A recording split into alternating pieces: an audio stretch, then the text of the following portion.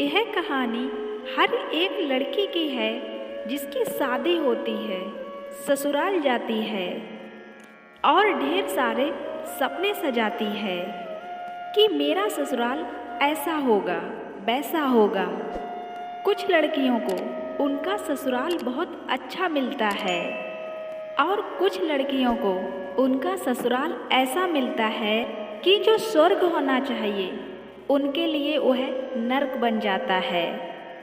ऐसी ही एक कहानी मैं आप लोगों को सुनाने जा रही हूँ, जो एक बेटी खुशकिस्मत बहू बनती है। मैं दुआ करती हूँ कि हर बेटी को ऐसा ही ससुराल मिले, जो हर लड़की एक खुशकिस्मत बहू बने। मेरी शादी तय होने के समय से ही मोबाइल पर बात होने लगी थी इनसे मेरी। अच्छे लगने लगे थे मुझे यह, बहुत सुलझे हुए और नेक इंसान है ये। मैं अक्सर इनसे पूछती कि अगर मेरी माँ में और इनकी माँ में झगड़ा हुआ तो आप किसका साथ दोगे। इनका जवाब हमेशा होता था कि पता नहीं। बस इस बात के अलावा मुझे ये बहुत अच्छे लगने लगे थे। जब मैं पहली बार इस घर में आई थी तो बहुत अजीब सा था सब कुछ। मेरे घर में सब कितना घुल मिल कर रहते थे। कभी कभी तो हम मजाक मजाक में किसी एक को चिढ़ाने के लिए उसकी थाली में रखे खाने को खा जाते थे। और यहाँ मजाल की कोई भी एक कमरे में एक टेबल पर बैठकर भी खाना खा ले। सब राजा बाबू, सबको अपने अपने कमरे में खाना खाने का शौक है। इनकी माँ से बड़ा डर लगता था मुझे, जाने कब किस बात पर टोक दें। मुझे कभी भी सुबह सुबह उठने की आदत नहीं थी, पर यहाँ पर नियम से जल्दी उठ जाती थी। एक बार देर से नींद खुली तो देखा कि सासू माँ किचन में नाश्ता बना रही हैं। मेरे तो प्राण ही सूख गए कि आज तो ये बुढ़िया मेरी जान ही ले लेगी। पर कुछ भी कहा नहीं सासू माँ ने मुझसे।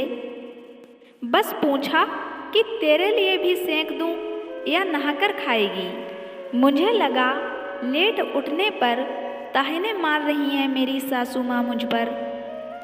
सासू माँ का साड़ी पहनने का तरीका बड़ा ही सलीकेदार था और मुझे साड़ी से चिढ़ थी। पहनने में ही घंटों लग जाते थे। फिर साड़ी को पहने पहने काम करना, अजब हाल था मेरा। हर आधे पौने घंटे में फिर से सब ठीक करना पड़ता था, नहीं तो सासू माँ टोक देती थी कि तमीज नहीं है क्या, ठीक से पहनो। एक बार तो चिढ़ ही गई, बोली कि जब पहनना नहीं आता तो या तो सीख लो या जो पहनना आता है वो पहनो। कार्टून क्यों बन जाती हो। मुझे बहुत रोना आया था। एक तो इतनी मेहनत करो और ऊपर से सुनो भी। मैंने भी ठान लिया कि अब साड़ी जाए भाड़ में। पति की भी बड़ी खराब आदत थी। घर आते ही पहले अपनी माँ के पास आकर बैठ जाते थे और कभी कभी तो घंटों बैठे रहते थे। किसे अच्छा लगेगा कि उसका पति उसके पास नहीं अपनी माँ के पास बैठ जाए। ना जाने क्या खुसुर फुसुर करते रहते थे दोनों। कई बार जब मैं बहाने से उनके सामने आ जाती तो ऐसा लगता जैसे बात बदल दी हो। एक बार ऐसे ही टोह लेने के लिए चाय बिस्किट लेकर गई तो सासू माँ बोल पड़ी कि बेटा तू इतना क्यों परेशान होती है, कभी चाय कभी पानी, जा जाकर आराम कर या यहीं पर बैठ जा। उस दिन तो मैं चली आई, पर सोचा कि जब खुद ही कह रही हैं तो कल से साथ ही बैठूंगी। उनके साथ बैठी तो लगा कि ये लोग तो फालतू की बातें कर रहे हैं या मेरे ही सामने ऐसा बर रहे हैं। जब मेरे बेबी होने वाला था तो डरते डरते मैंने पूछा कि बच्चे का नाम क्या रखेंगे। माँ कितना खुश होकर सासू माँ ने जवाब दिया कान्हा, और मैं डर गई। पूछ ही नहीं पाई कि अगर बेटी हुई तो न जाने क्या क्या सोचकर मैंने बेदिन काटे। और जब मेरे बिटिया हुई तो पिछले 10 दिन से रामायण पढ़ती माँ की आँख में आंसू देखे थे मैंने। आंसू खुशी के थे या दुख के पता नहीं था मुझे, पर महीनों तक उसकी मालिश से लेकर उसकी पूरी देखभाल इतने जतन से करते हुए देखा, तो आज इतने सालों बाद मैं सोचती हूँ कि मैं खुद अपनी सास में माँ को खोजती थी, तो मैं खुद बहू की जगह बेटी बन पाई थी क्या?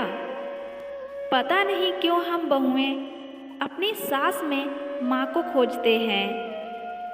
अगर सास मेरी सासू माँ जैसी होती है तो भगवान से प्रार्थना है कि मेरी माँ अपनी बहू के लिए मेरी सासू माँ जैसी बने, क्योंकि मैं एक खुशकिस्मत बहू हूँ।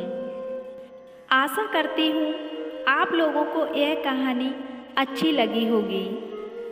अगर आप चैनल पर नए हैं तो मेरे चैनल को सब्सक्राइब कर देना, साथ ही बेल आइकन को प्रेस करके ऑल पे क्लिक कर देना, जो ऐसे ही खूबसूरत कहानी आपको सबसे पहले मिल जाए। और कहानी अच्छी लगी हो तो वीडियो को भी लाइक शेयर ज़रूर कर देना।